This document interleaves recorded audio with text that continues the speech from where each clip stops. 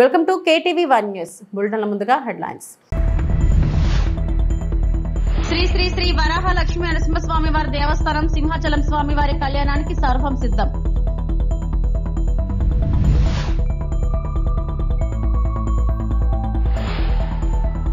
తిరుమల శ్రీవారిని దర్శించుకున్న సినీ నటి రంభ.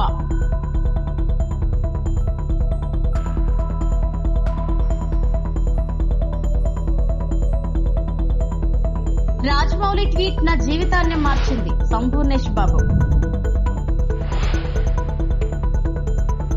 అమెరికా సుంకాల భారం పేరుతో ఆక్వా రైతులకు ఇచ్చే ధరలు తగ్గించవద్దని, 100 కౌంట్ రొయ్యలకు కిలోకు 220 రూపాయలు చొప్పున ఇవ్వాలని ముఖ్యమంత్రి చంద్రబాబు ఆక్వా ఎగుమతి వ్యాపారులకు సూచించారు. సుంకాల భారం నుంచి బయటపడడంతో పాటు ఆక్వా రంగం ఎదుర్కొంటున్న సమస్యల పరిష్కారంపై చర్చించి నిర్ణయాలు తీసుకునేందుకు ఆక్వా రైతులు, ఆక్వా రంగ నిపుణులు, ప్రభుత్వ అధికారులు, భాగస్వాములు, ఎంపెడ ప్రతినిధులు, ఎగుమతిదారులు మొత్తం 11 మందితో కమిటీ ఏర్పాటు చేయాలని అధికారులను ఆదేశించారు. గోదావరి జిల్లాలో ఆక్వా చెరువులకు కాలువల ద్వారా నీటిని సరఫరా చేస్తామని హామీ ఇచ్చారు.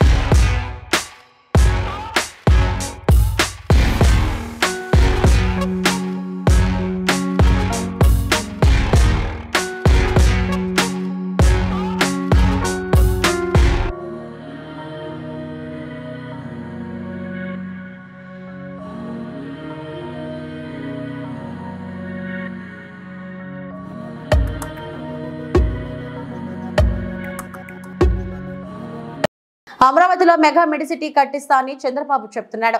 ప్రైవేట్ హాస్పిటల్స్ తో ప్రజలకు ఉచిత వైద్యం జరుగుతుందా? ప్రభుత్వ ఆసుపత్రుల్లో మందులు లేని రోజంటూ మా హయాంలో లేదని ఛాలెంజ్ వేసి చెప్పగలం. ఆనాడు వైఎస్ఆర్ సైతం విశాఖలో 6వ హెల్త్ సిటీ ఏర్పాటు చేశారు. పబ్లిక్ హెల్త్ సెక్టర్ కోసం విన్స్ కూడా ఏర్పాటు చేశారు అని సీదిరి అప్పలరాజు మాజీ మంత్రి పేర్కొన్నారు. గవర్నమెంట్ హాస్పిటల్స్ లో గవర్నమెంట్ పరంగా ల్యాక్ ఆఫ్ మెడిసిన్స్ అన్నటువంటి ప్రక్రియ ఏ రోజు లేదు. ల్యాబ్కి సంబంధించి కానీ, ఫార్మసీకి సంబంధించి కానీ, ఎవ్రీథింగ్. ఈరోజు మీరు మాట్లాడేస్తున్నారు. మేమేదో యాక్షన్ ప్లాన్ తయారు చేస్తాం, స్టాండర్డ్ ఆపరేటింగ్ ప్రొసీజర్స్ తయారు చేస్తాం, ప్రతి జబ్బుకి కూడా ఒక స్పెషల్ ఆఫీసర్ని వేస్తాను, ప్రతి జబ్బుకి కూడా వాళ్ళు ఇచ్చే రికమెండేషన్ ఇంప్లిమెంట్ చేసి ఏంటి మీరు ఇంప్లిమెంట్ చేసేది నాకు అర్థం కాదు. అది national programme, national TB control programme అని ఉంది. దానికోసం అని చెప్పి కేంద్ర ప్రభుత్వం విపరీతంగా నిధులు వస్తుంది. ఆ నిధులను వాడుకోవడం చేత అవదు. కనీసం టీబీ కంట్రోల్ ప్రోగ్రామ్ లో గవర్నమెంట్ హాస్పిటల్స్ లో డ్రగ్ సప్లై కూడా చేయలేనటువంటి చేతకాని ప్రభుత్వం ఇది. ఈరోజు పెద్ద పెద్ద మాటలు, AI technology, block chain technology, ఏందది నాకు అర్థం కాదు. మాటలన్నీ కూడా మాట్లాడుకున్నాను. నేను వచ్చి అమరావతిలో మెగా మెడిసిటీ పెట్టేస్తాం, దాంతో రాష్ట్రంలో ఉన్నటువంటి అన్ని అవసరాలు తీరిపోతాయి. ఎక్కడ తీరిపోతాయి? ఎలా తీరిపోతాయి? దట్స్ ప్రైవేట్ మోడల్లో పెడతాను అంటున్నారు. అక్కడ రీచ్ అవ్వడానికి ఎంతమంది పేదలు రీచ్ అవ్వగలుగుతారు? ఆరోగ్యశ్రీ ఉన్న వాళ్ళు ఎంతమంది అక్కడ రీచ్ అవ్వగలుగుతారు? ప్రాక్టికల్ మోడల్స్ గురించి మీరు మాట్లాడండి. ప్రాక్టికల్గా వర్కౌట్ అయ్యేవి, పబ్లిక్ హెల్త్ సెక్టార్ని స్ట్రెంగ్థెన్ చేయగలిగేవి, మీరు దాని గురించి మీరు మాట్లాడండి. మీకు ఒక చిన్న మోడల్ నేను చెప్తాను. రాజశేఖర రెడ్డి గారు విశాఖపట్నంలో హెల్త్ సిటీ అని చెప్పి సుమారుగా ఒక 200 ఎకరాలు, 150 ఎకరాలు, 400 ఎకరాలు ప్లేస్ తీసుకొని ప్రైవేట్ ఎంటర్ప్రెన్యూర్స్ అందరినీ, హాస్పిటల్స్ సంబంధించి వాళ్ళందరినీ పిలిచి ల్యాండ్స్ కొంత కన్సెషనల్ ప్రైస్లు ఇచ్చి అందరితో కూడా బ్రహ్మాండమైనటువంటి హాస్పిటల్స్ పెట్టించారు. ఇప్పుడు కూడా పెడతానే ఉంటారు. ఆర్లోవా హెల్త్ సిటీ విశాఖపట్నం ఒక సిటీ తయారైంది, హెల్త్ సిటీ తయారైంది. అందరూ ప్రైవేట్ హాస్పిటల్స్ వాళ్ళు పెట్టుకున్నారు. అట్ ది సేమ్ టైం ఆయన విమ్స్ అని ఒక బ్రహ్మాండమైనటువంటి ఇన్స్టిట్యూట్ కూడా పెట్టారు ఆయన పబ్లిక్ హెల్త్ సెక్టర్ కోసం నుంచి. అది ఇన్సైట్ అంటే, that is the long site అంటే. ఏది మీకెక్కడ ఉంది అది? దర్శకుడు రాజమౌళి చేసిన ఒక ట్వీట్ తో తన జీవితానికి బంగారు బాటలు పడ్డాయని నటుడు సంపూర్ణేష్ బాబు గుర్తు చేసుకున్నారు. తన తొలి చిత్రం హృదయకాల్యం విడుదలై 11 ఏళ్లు పూర్తయిన సందర్భంగా తనను ఆదరిస్తున్న ప్రేక్షకులకు అవకాశాలు ఇచ్చి ప్రోత్సహించిన దర్శక నిర్మాతలకు కృతజ్ఞతలు తెలిపారు. ప్రేక్షకులను అలరించేందుకు మరిన్ని మంచి చిత్రాలతో సిద్ధమవుతున్నట్లు ఆయన తెలిపారు. సంగురాయించి ఇలాంటి ఛాంబర్లో ఎప్పుడో కానీ ఏదన్నా అకేషన్ ఉంటే కానీ రాలేనటువంటి ఎంతో మందిలో నేను ఒక్కడిగా ఇవాళ ఈ ఛాంబర్లో ఈ ప్రెస్ మీట్ పెట్టేంత స్థాయికి తీసుకొచ్చింది నేను దైవంగా భావించే, ఒక అన్నగా భావించే రాజేష్ అన్న.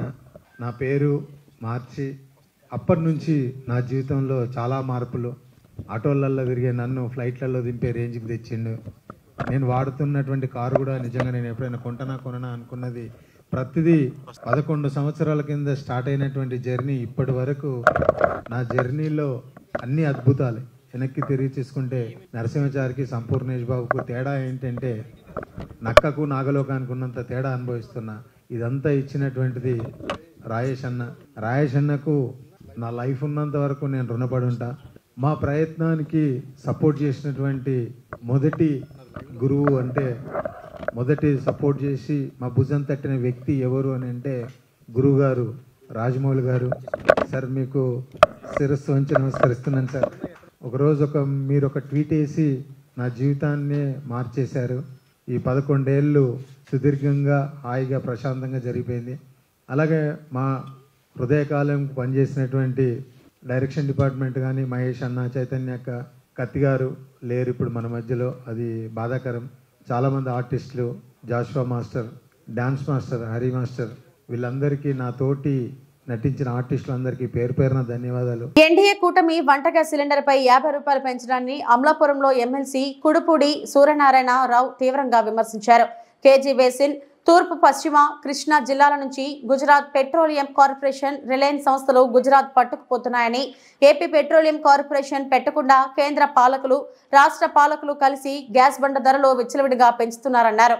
2 జిల్లాల్లో పైప్ లైన్ ద్వారా ఇంటింటికి గ్యాస్ ఇస్తామని 15 ఏళ్ల క్రితమే ఎన్డీఏ ప్రభుత్వం ప్రజలను మోసం చేసిందని ఎమ్మెల్సీ తెలిపారు. విద్యుత్, గ్యాస్ క్యాపిటలిస్టులు చేతిలో కీల బొమ్మలుగా మారాయన్నారు. ఈ పాలకులకు మహిళలే బుద్ధి చెబుతారని ఎమ్మెల్సీ తెలిపారు. కార్యక్రమంలో నేతలు కుడిపూడి త్రినాథ్ బాబీ, గాబ్రియల్, మంగుర ప్రసాద్, కుడిపూడి వెంకటేశ్వరరావు, గుత్తల సుబ్రహ్మణ్యం తదితరులు పాల్గొన్నారు. ఈవేళ పేపర్లో మహిళల్ని అంతర్జాతీయ మోసం చేసినటువంటి ఎన్డీఏ కూటమి ఇవాళ అధికారంలో ఉంది. ముఖ్యంగా గ్యాస్ అనేది మహిళల యొక్క హక్కు. అది ఆ హక్కుని మరి కించపరచడం కానీ, అమ్మఒడి అని కానీ, విద్యా దీవెన అని కానీ, లేకపోతే మహిళలకు ఉచిత బస్సు సౌకర్యం అని ఇలాగ ఎన్నో ఫాల్స్ ప్రామిసెస్ చేసి ఈవేళ అంతిమంగా గ్యాస్ని ఒక 50 రూపాయలు పెంచేయడం అనేది ఇది రాజ్యద్రోహం. ఎందుకంటే కృష్ణా గోదావరి బేసిన్లో ఫ్రమ్ ద లాస్ట్ 1988 నుంచి కూడా ఓఎన్జీసీ లక్షల కోట్ల రూపాయలు గ్యాస్ని దోచుకెళ్ళిపోతుంది ఈ ప్రాంతం నుంచి. ముఖ్యంగా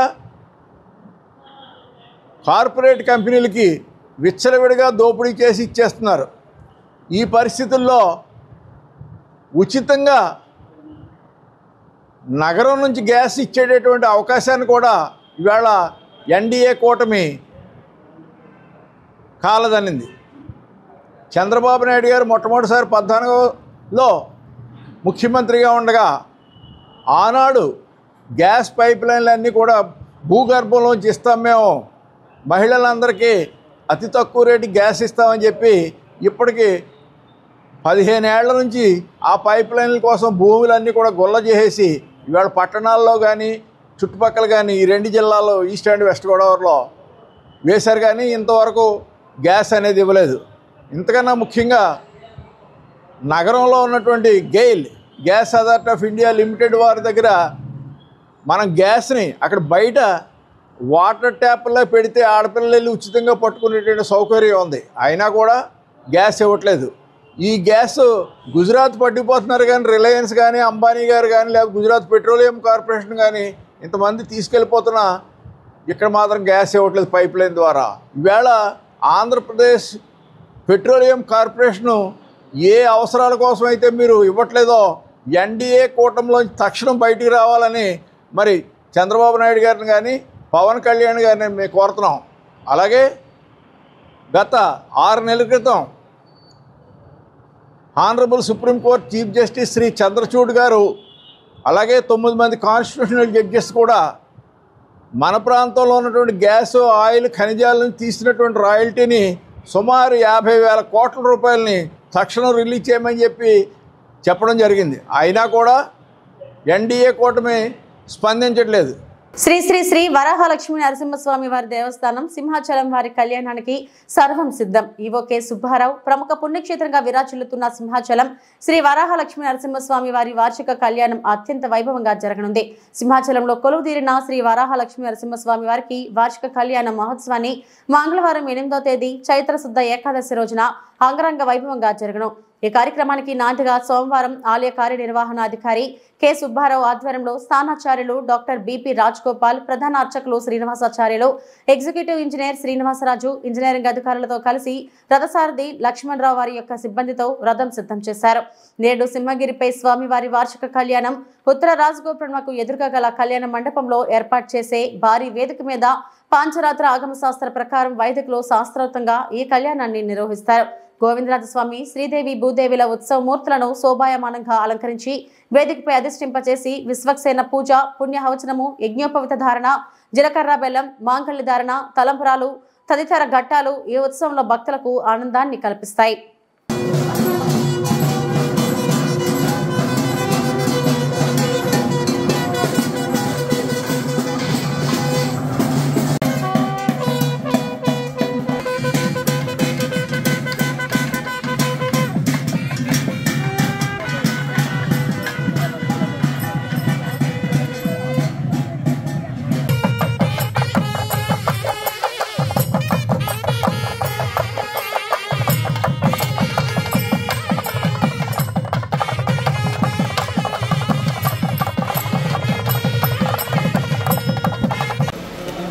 ఓకే. కృష్ణ యజుర్వేద పఠనార్థం ఏకాంతాచార్య నిర్మాణం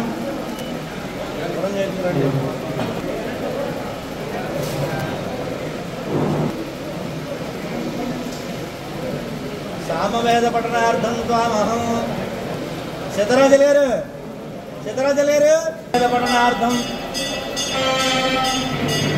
అథర్వవేద పఠనార్థం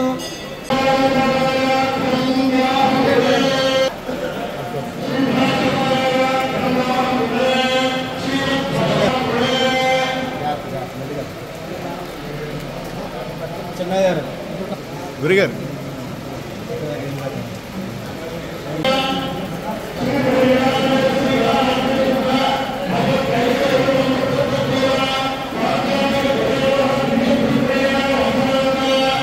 అల్లూరు సీతారామరాజు జిల్లా పాడేరు గిరిజన విద్యార్థులు ఎందులోనూ తీసిపోరని నిరూపిస్తూ 21,000 మంది విద్యార్థులు గత 5 నెలలుగా యోగా సాధన చేస్తూ సోమవారం 108 సూర్య నమస్కారాలతో ప్రపంచ రికార్డు సాధనకు ముందుకు రావడం హర్షించదగ్గ విషయమన్నారు. 5 మండలాలకు చెందిన సుమారు 21,850 మంది విద్యార్థులు ఈ కార్యక్రమంలో పాల్గొనగా అందులో 13,000కు పైగా బాలికలు పాల్గొనడం విశేషమన్నారు. ప్రపంచ ఆరోగ్య దినోత్సవం నాడు ఈ కార్యక్రమం పెట్టడం శుభ పరిణామమన్నారు. గిరిజన విద్యార్థుల ఆరోగ్యం గురించి జిల్లా యంత్రాంగం కృషి చేస్తున్నందుకు ధన్యవాదాలు తెలిపారు. జిల్లా కలెక్టర్ ఏఎస్ దినేష్ కుమార్ మాట్లాడుతూ గత 5 నెలల నుండి వసతి గృహంలోని విద్యార్థులను ఉదయం 4 గంటలకే నిద్రలేపి యోగా సాధన చేయించడం ద్వారా విద్యార్థుల్లో పఠనాసక్తి, ఆలోచన శక్తి, శారీరక, మానసిక ఆరోగ్య మెరుగుపడిందన్నారు.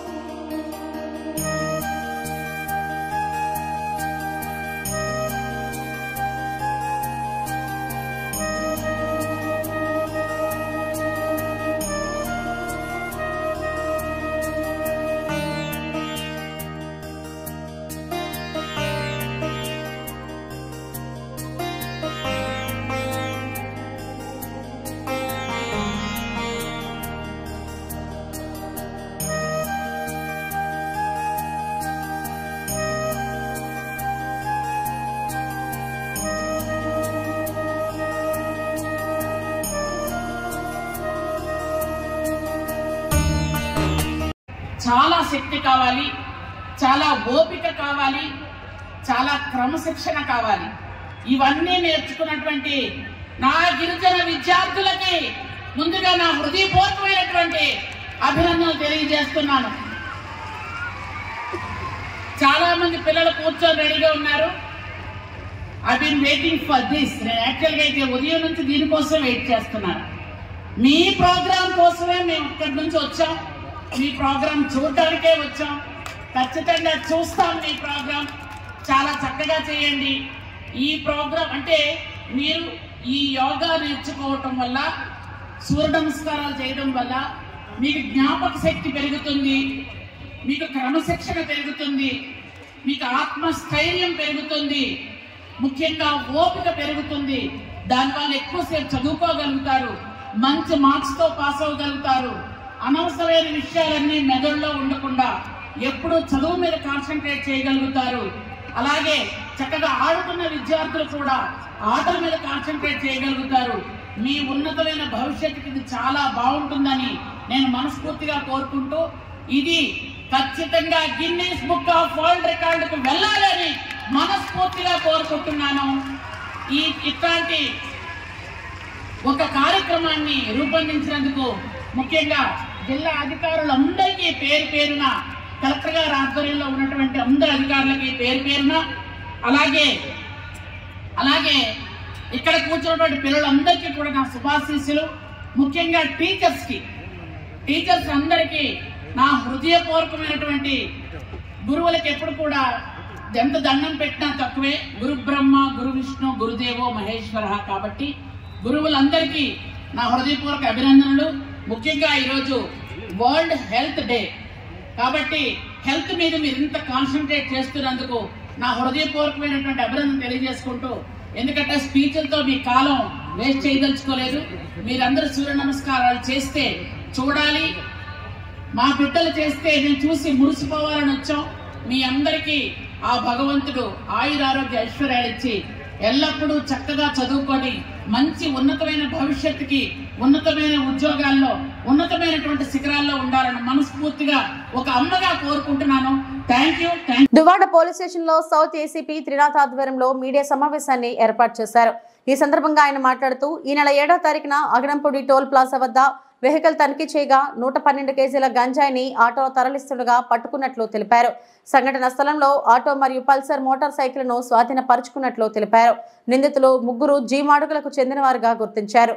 నిందితులు తుమ్మిడి హనుమాన్, భూషణ్ బాల్, దినకర్ మైనర్ బాలికలను అదుపులోకి తీసుకున్నట్లు వెల్లడించారు. సమావేశంలో స్టేషన్ సిఐ మల్లేశ్వరరావు తదితరులు పాల్గొన్నారు.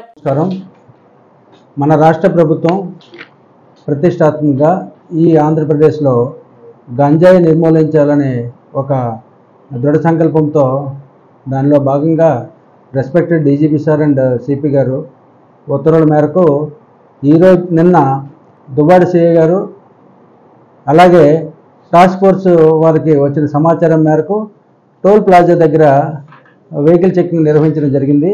దానిలో భాగంగా ఒక 3 వ్యక్తులు కిముడి హనుమాన్, గోసరి పాల్, దినకర్ ఒక మైనర్ బాలిక ఒక గంజాయి తీసుకొని వస్తుంటే వారి వద్ద నుండి 112 కేజీలు గంజాయి, ఒక పల్సర్ బైక్, 2 మొబైల్స్ సీజ్ చేయడం జరిగింది.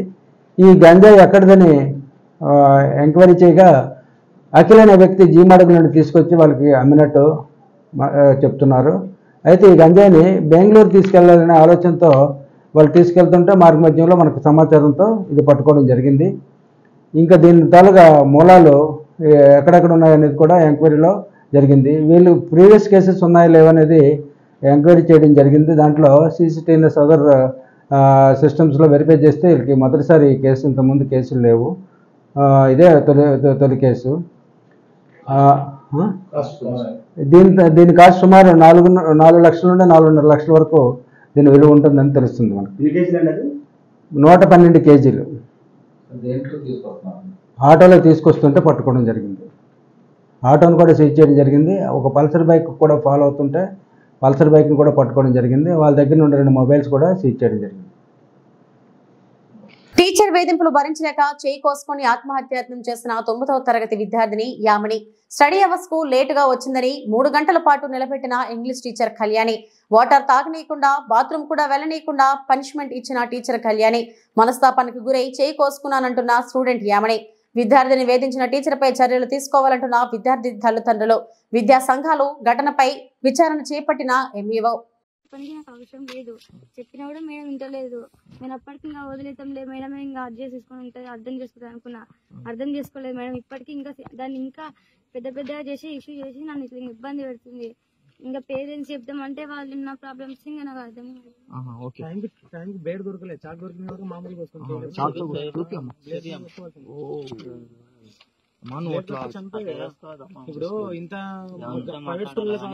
తిరుమల శ్రీవారిని సినీ నటి రంభ దర్శించుకున్నారు. మంగళవారం వీఐపీ ప్రారంభ విరామ దర్శన సమయంలో ఆమె తన భర్తతో కలిసి స్వామివారి సేవలో పాల్గొన్నారు. టీటీడీ అధికారులు వీరికి స్వాగతం పలికి దర్శన ఏర్పాట్లు చేశారు. రంగనాయకుల మండపంలో పండితులు వీరికి ఆశీర్వచనం చేసి స్వామివారి తీర్థ ప్రసాదాలను అందజేశారు. మీడియాతో మాట్లాడిన రంభ తమ 15వ వివాహ వార్షికోత్సవం సందర్భంగా తిరుమలకు వచ్చినట్టు తెలిపారు. అదో 15 ఏళ్ళు అయింది కదండి, సో మేము వాళ్ళ దర్శించుకోవాలి స్వామి వారిని అని వచ్చాము. సినిమాల రీఎంట్రీ గురించి ఏమైనా క్లారిటీ ఇస్తారా మేడం? చాలా మంది వెయిటింగ్. అయ్యో తెలీదండి, అది ఏమీ అనుకోలేదు, జస్ట్ వచ్చాను. సో ఏదైనా బెస్ట్ స్క్రిప్ట్స్ ఏమైనా వస్తే చేయడానికి రెడీగా ఉన్నారా మేడం? మంచిది, నాకు నచ్చేటి వస్తే చేస్తానండి తప్పకుండా. మేము సినిమాలోనే పుట్టి ఇక్కడే పెరిగాం కాబట్టి సో మాకు సినిమానే లైఫ్. సో మంచి క్యారెక్టర్స్ వస్తే మంచి డెఫినెట్ గా నేను చేస్తాను. రీసెంట్ టైమ్స్ లో ఏమన్నా స్క్రిప్ట్స్ మీ దగ్గరికి వచ్చాయా? నేను ఇప్పుడు దాకా ఏమీ వినలేదండి, జస్ట్ నాకు ఒక ప్రోగ్రామ్ లో అడిగారు కాబట్టి వచ్చాను, ఇక్కడ ఉన్నాను కాబట్టి. బట్ లేకపోతే ఇంకా ఏం అనుకోలేదు, ఏది అనుకొని రాలేదు కదండి ఫస్ట్. ఇవి ఇప్పటి వరకు నా బులెటిన్ అప్డేట్స్. నమస్తే.